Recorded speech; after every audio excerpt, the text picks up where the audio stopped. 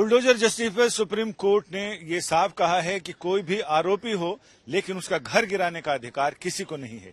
इस पूरे मामले में सुप्रीम कोर्ट में आज बहुत गर्मागर्म बहस हुई। सुप्रीम कोर्ट ने फिलहाल सरकारों से कहा है कि वो इस मामले में डिटेल्ड रिपोर्ट दाखिल करें और 17 सितंबर को इस मामले की अगली सुनवाई है। हम बात करें याचिकाकर्ताओं के वकील फारूक राशिद साहब से। आज की सुनवाई बड़ी अहम है। कोर्ट ने कहा कि वो ऐसी गाइडलाइन जारी करेगा जो पूरे देश में लागू होगी।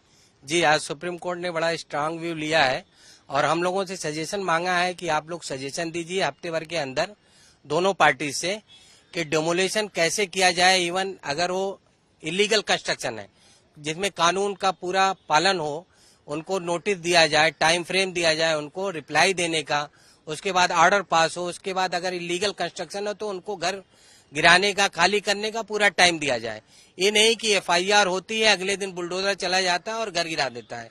तो 17 सितंबर को फर्दर हियरिंग के लिए सुप्रीम कोर्ट ने मैटर लगाया है। सुप्रीम कोर्ट ने यह भी कहा है कि ये बहुत गंभीर मसला है कि जिसमें किसी के भी नागरिक अधिकारों को सुरक्षित रखने के लिए और एक गाइडलाइन होनी चाहिए, एक नियम होना चाहिए, कायदा होना। बिल्कुल, सुप्रीम कोर्ट ने सारे स्टेट को पैन इंडिया ये गाइडलाइंस फ्रेम करने के लिए बोला है, उस पर बड़ा स्ट्रांग व्यू लिया है, सजेशन मांगा है और बोला है कि हम ये पूरा ऑर्डर पूरे भारत में जितने भी स्टेट हैं सब में पास करेंगे, सबके ऊपर लागू होगा।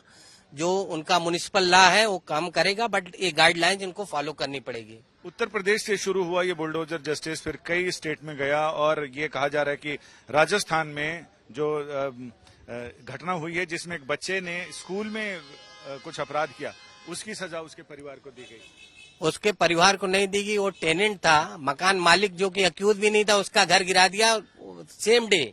और ऐसे ही एक इंसिडेंट मध्य प्रदेश में हुआ, एक कांग्रेस का नेता था वहाँ माइनॉरिटी सेल का, उन्होंने प्रोटेस्ट किया, वहाँ प्रोटेस्ट में कुछ पथराव हुआ पुलिस थाने पे, अगले दिन उनका घर पूरा डेमोलिश कर दिया गया। तो इन सब चीजों को संज्ञान लेते हुए हम लोगों ने यहाँ पे एक आईए डाली थी और उस आईए पे आज सुनवाई हुई है और 17 तारीख को कोर्ट ने गाइडलाइंस मांगा और 17 तारीख को फर्दर हियरिंग के लिए लगाया है। आपका बहुत शुक्रिया। यानी इस मामले में जमीयत उलेमा हिंद और कई अन्य याचिकाकर्ता यहां पहुंचे थे और उन्होंने कोर्ट से गुहार लगाई थी कि इस मामले में बुलडोजर जस्टिस के जरिए मुख्य रूप से अल्पसंख्यकों को निशाना बनाया जा रहा है, उनके घरों पर कार्रवाई की जा रही है।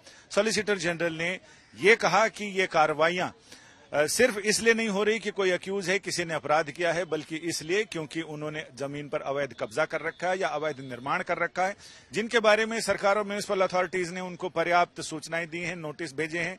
उन नोटिस का या तो इन लोगों ने जवाब नहीं दिया या फिर वो पेश नहीं हुए, लिहाजा ऐसे में डेमोलिशन म्युनिसिपल नियमों के अनुसार हुआ है, ना कि आईपीसी के मुताबिक हुआ है। लेकिन कोर्ट ने यह साफ कहा कि ये इस तरह की प्रवृत्ति सही नहीं है और जो आरोप लगाए गए हैं, याचिका में जो आरोप लगाए गए हैं, उन पर फर्दर सुनवाई के लिए 17 सितंबर को अगली सुनवाई की तारीख रखी गई है। इस बीच कोर्ट ने गाइडलाइन के लिए तमाम पक्षकारों से और सरकार से सभी से सजेशन यानी सुझाव देने को कहा है ताकि एक ऐसी विस्तृत गाइडलाइन फ्रेम की जा सके जिसका असर पूरे देश में हो और साथ ही इस तरह की घटनाओं को रोका जा सके।